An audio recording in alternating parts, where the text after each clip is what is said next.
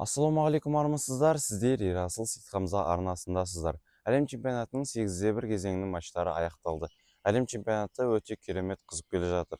Енді бізді алда ширек финал матчтары күтуде. Бүгін осы алдағы матчтарға болжам, өткен матчтарға шолу жасайтын боламыз. Ендеше кеттік.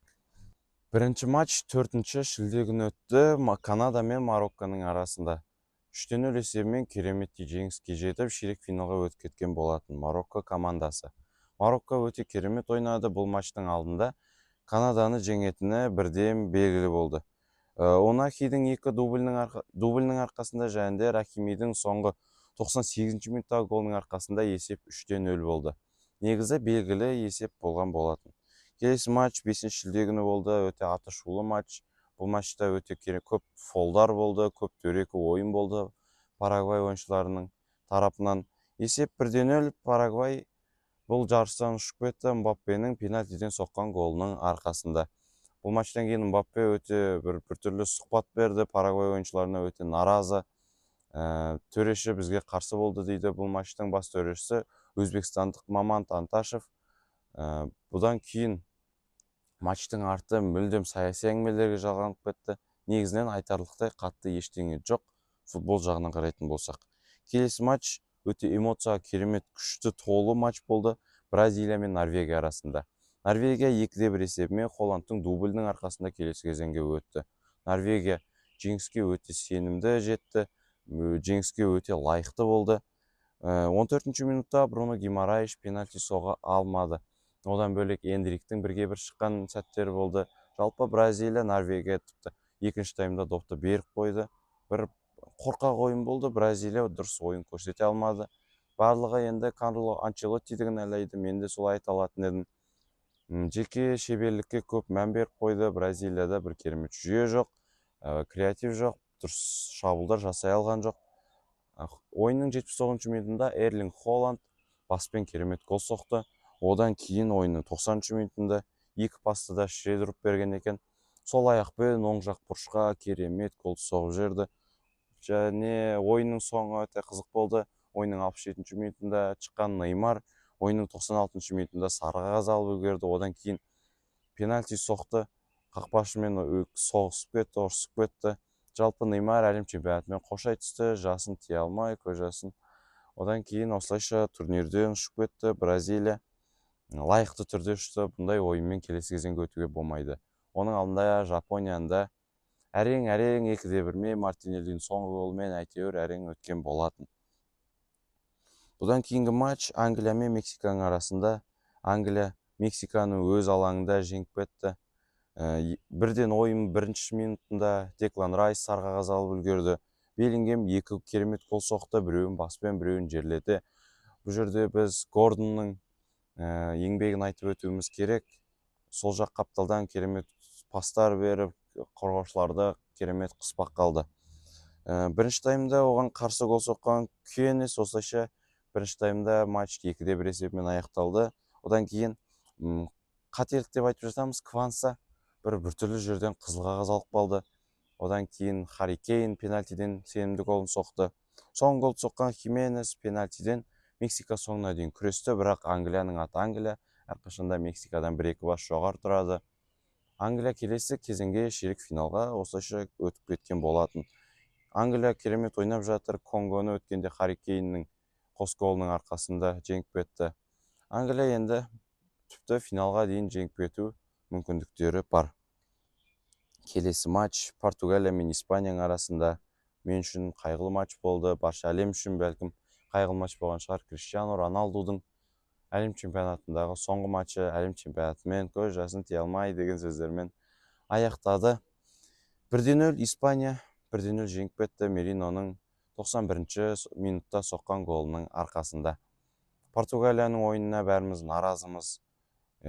Матчтың алдында керемет жарнамасын жасады. Бруно Фернандеш АПЛ-де ассистер жағынан рекордты жаңартты. Витинья мен Жоу Невеш былтыр трейбл жеңді, биыл да Чемпиондар лигасын жеңді. Бұл жартылай қорғаныс барлығын жеңіп өтеді, таптап өтеді. Шабуылшыларға керемет пас шығарып береді дейді. Жоқ, жүрді. Испанияға беріп қойды. Родри, Педри, Ольмо үшеуі португалиялықтардан допты жұлып алды, қайта жаңа шабуылдарды ұйымдастыра берді. Ламин Ямалды айтатын болсақ, шабуылда ойыны жүрмеді. Нуно Мендеш бірінші таймда керемет ойнап жатыр еді, жарақат алып қалды.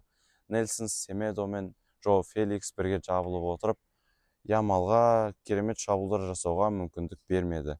Криштиану Роналду мойындау керек, прессинг жасай алмайды, шабуылшылар шабуылға белсене араласа алмайды, қорғаушыларға қысым көрсете алмайды. Бірінші ойынның 60-70 минуттарында Криштиану Роналдуды Гонсало Рамошқа ауыстыру керек еді. Роберто Мартинез оны істемеді, Роналдуға соңына дейін сенді.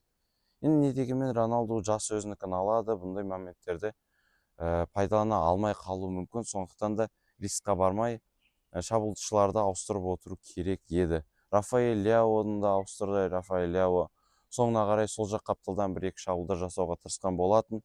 Негізі алдыңғы Хорватияға қарсы ойыннан кейін Рафаэль Ляо бастап құрамда шығу керек болған еді. Бірақ Жоу Феликсті шығарғанында да негіз бар. Ламин Ямалға қарсы қорғаушыларға көмектесу керек болған.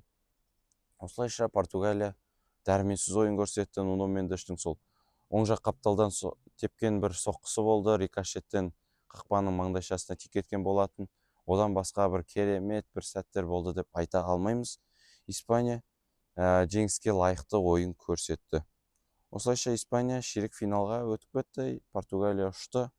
Не дегенмен мен үшін өте қайғылы матч болды. Бұл матчта португалиялық барлық ойыншыларға наразы болдым. Жақсы, осылайша Испания келесі кезеңге өтіп кетті. Келесі матч аты шулы матч. Матчтың болғанынан болатынысы қызық болды. ақш пен Бельгияның арасында Бельгия 4-1 есебімен Американы жалпы айтқанда жазалады десек те болады. Бұл матчтың алдында өте үлкен шу болды. Балагун осы матчтың алдыңғы матчта қызыл қағаз алған болатын. Американ президенті Трампмен араласып, Балагун қызыл қағаз алса да осы матчқа қатысатындай қылып істеді. Бұл матчқа Бельгия жазалады. Өзінің 4 голынан жауапсыз 3 голының арқасында бұл матчты 4-1 есебімен қорытындылаған болатын. Бірінші, екінші голдарды соққан Кетеларе, оның арасында 1-1 қылып есеп теңестірген Тилман, үшінші голды соққан Бельгия құрамасына Ван екен. Соңғы голды соққан Ромелу Лукаку керемет прессингтің арқасында сол жақ қапталдан оң аяғымен керемет голды соғып, Бельгияны келесі кезеңге шығарды.